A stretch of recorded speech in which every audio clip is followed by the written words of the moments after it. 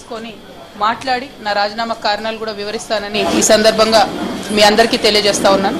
At the same time నిన్న ఈరోజు రాష్ట్రంలో జరుగుతున్నటువంటి రాజకీయాలన్నింటినీ కూడా పరిణామాలన్నింటినీ కూడా మనం చూస్తూ ఉన్నాం. మరి ప్రత్యేకించి ఈ మధ్యనే నేను పాలమూరు జిల్లాకు కూడా మరి పర్యటనకు వెళ్ళడం జరిగింది. 10 ఏళ్ల బీఆర్ఎస్ 2 ఏళ్ల కాంగ్రెస్లో కూడా పాలమూరు రంగారెడ్డి ప్రాజెక్ట్ అనేటటువంటిది 1 ఎకరానికి కూడా నీళ్లు ఇవ్వలేకపోయినటువంటి మాట 100% వాస్తవం. అయితే 10 సంవత్సరాలు బీఆర్ఎస్ ఈ ప్రాజెక్ట్ని సాగదీసిందని చెప్పి నిన్న గౌరవ ముఖ్యమంత్రి గారు ఏవైతే విమర్శలు చేసినారో అవి మాత్రం నేను తీవ్రంగా ఖండిస్తూ ఉన్నాను. ఎందుకంటే ఒక ఉద్యమ నాయకుడిని పట్టుకొని టెర్రరిస్ట్ కసబ్తో కంపేర్ చేస్తూ ఒకసారి ఉరేయాలి, రాళ్లతో కొట్టాలి అనేటటువంటి మాటలు ఏవైతే మాట్లాడినరో అది ముఖ్యమంత్రి పదవిలో ఉన్నటువంటి వ్యక్తులు మాట్లాడే మాటల్లాగా లేవు. దీన్ని మేము చాలా తీవ్రంగా ఖండిస్తూ ఉన్నాను.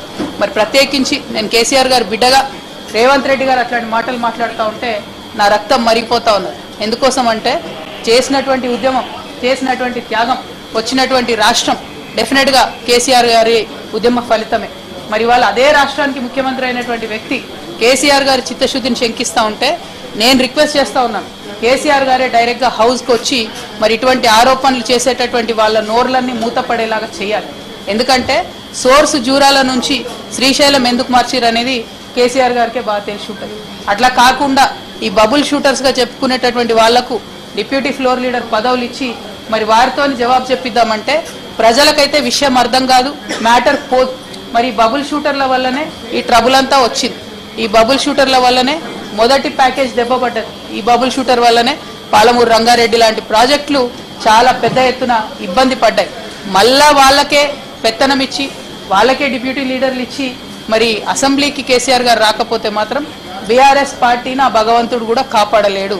In the interest of the people of Telangana KCR గారు వస్తే బాగుంది. ఎందుకు మాటలు పడాలి? తెలంగాణ ఉద్యమంతో సంబంధం లేనటువంటి వ్యక్తులు, ఏదో అనుకోకుండా అందలం ఎక్కినటువంటి వ్యక్తులతోని కేసీఆర్ గారు మాటలు పడే అగత్యం రాకూడదని ఒక బిడ్డగా నేను చెప్తా ఉన్నాను. అది పక్కన పెడితే రాజకీయంగా ఈ 2 సంవత్సరాల్లో అధికారంలో కాంగ్రెస్ కూడా 1 ఎకరానికి కూడా పాలమూరులో అదనంగా నీళ్ళు ఇవ్వలేదు. ముఖ్యమంత్రి గారు నిన్న ప్రెస్ మీట్ పెట్టి చాలా మాటలు మాట్లాడినరు, చాలా ప్రగల్భాలు పలికిండ్రు. నిజంగా మీరు పాలమూరు బిడ్డ అయి ఉంటే సరే, పాలమూరు రంగారెడ్డికి రకరకాల లీగల్ కాంప్లికేషన్స్ ఉండొచ్చు, కానీ బీమాకి ఏమైంది, నెట్టెంపాడికి ఏమైంది, మీరు ఎందుకు వాటి మీద దృష్టి పెట్టలేకపోయారు? అదేవిధంగా తుమ్మిళ్ళకి ఏమైంది, కల్వకుర్తికి ఏమైంది? ఇవాళ మొత్తం ఫుల్ వాటర్ వస్తూ ఉన్నాయా?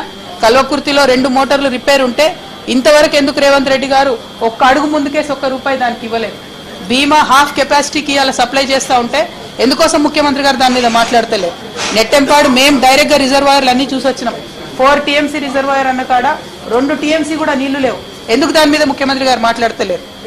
నిజంగా మీకు చిత్తశుద్ధి ఉంటే మీరు నిన్న ఏదైతే కేసీఆర్ గారిని క్రిటిసైజ్ చేసినరో, జూరాల నుండి సోర్స్ మార్చి శ్రీశైలం పెట్టినని చెప్పిరో, మీరు కొడంగల్ నారాయణపేట మక్తల్ లిఫ్ట్ ఇరిగేషన్కి మళ్ళీ మీరెందుకు జూరాల సోర్స్ పెట్టడం లేదు? మీరెందుకు లక్ష్మీదేవిపల్లి రిజర్వాయర్ కట్టడం లేదు? మీరెందుకు భీమా నుండి సోర్స్ పెడుతున్నారు? అక్కడ నీళ్లు లేవు. భీమా అనేది ఒక పిల్ల కాలువ, దాని నుంచి వాటర్ వచ్చే ఆస్కారం ఉండదు. అటువంటి దగ్గర మీరెందుకు సోర్స్ పెడతా ఉన్నారు? మీకేం లాలుచి ఉంది ఆంధ్ర పాలకులతో? ఆంధ్రాలో చంద్రబాబు నాయుడు గారు ఉన్నా, జగన్మోహన్ రెడ్డి గారు ఉన్నా, వాళ్ళు మన నీటిని దోచుకొని పోయే ప్రయత్నమే చేస్తున్నారు.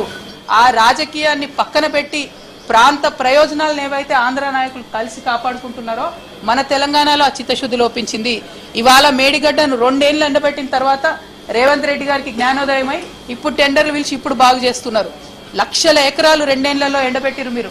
ఆ రైతన్నల కడుపు కోత మీకు కొట్టకుండా పోదు. అదేవిధంగా కృష్ణాలో కూడా 2 సంవత్సరాల ప్రాజెక్టు గురించి మాట్లాడకుండా మాలాంటి వాళ్ళందరం పోయి అక్కడ చూసి వచ్చిన తర్వాత ఇప్పుడు పెద్ద ఎత్తున మాట్లాడుతూ క్రిటిసైజ్ చేస్తున్నారు. అది మీ యొక్క చిత్తశుద్ధి లేనితనాన్ని, పాలమూరు ప్రజల నుంచి పాలమూరు బిడ్డగా అని చెప్పుకుంటున్న మీ యొక్క వైఫల్యాన్ని మాత్రమే పదే పదే తెలంగాణ ప్రజల ముందు చూపిస్తూ ఉంది.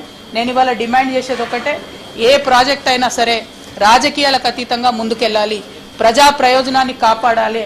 అది కాపాడే విధంగా ముందుకు పోవాలి తప్ప ప్రతి ఒక్కదాన్ని రాజకీయంతో ముడిపెట్టి ప్రాజెక్టు నాపితే ఏదో ప్రతిపక్షాలని బదనాం చేయొచ్చు అనే ప్రయత్నం కరెక్ట్ కాదు.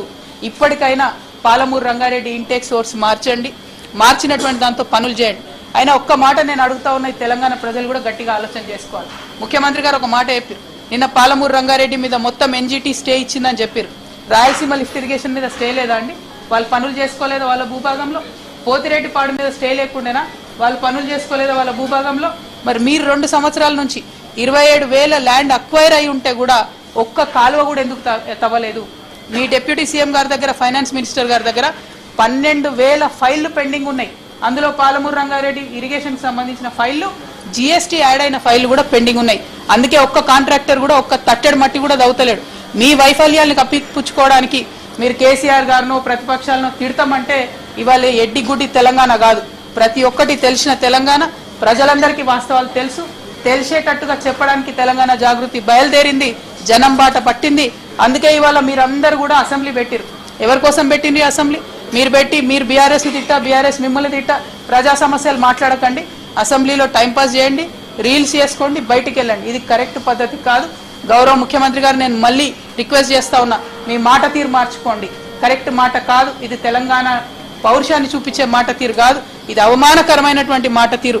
దేశంలో ఉన్నటువంటి టెర్రరిస్టులతో మీరు మీ ప్రతిపక్ష నాయకుల్ని పోలుస్తా ఉన్నారంటే మీరు చేసేది కూడా దేశ ద్రోహమే అన్న విషయాన్ని నేను ముఖ్యమంత్రి గారికి మరొకసారి తెలియజేస్తూ, మరి చైర్మన్ గారు నాకు ఏదైతే అవకాశం ఇస్తున్నారో 5వ తారీఖు నాడు దాన్ని సద్వినియోగం చేసుకొని నేను రాజీనామా చేయడానికి గల కారణాలను తెలంగాణ బిడ్డలందరికీ కూడా ఎక్స్ప్లెయిన్ చేస్తానని చెప్పి తెలియజేస్తూ సెలవు. జై తెలంగాణ.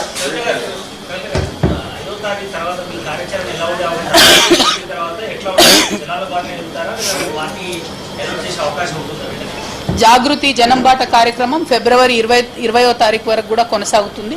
ఇంకా మొన్న 1-2 జిల్లాలేవో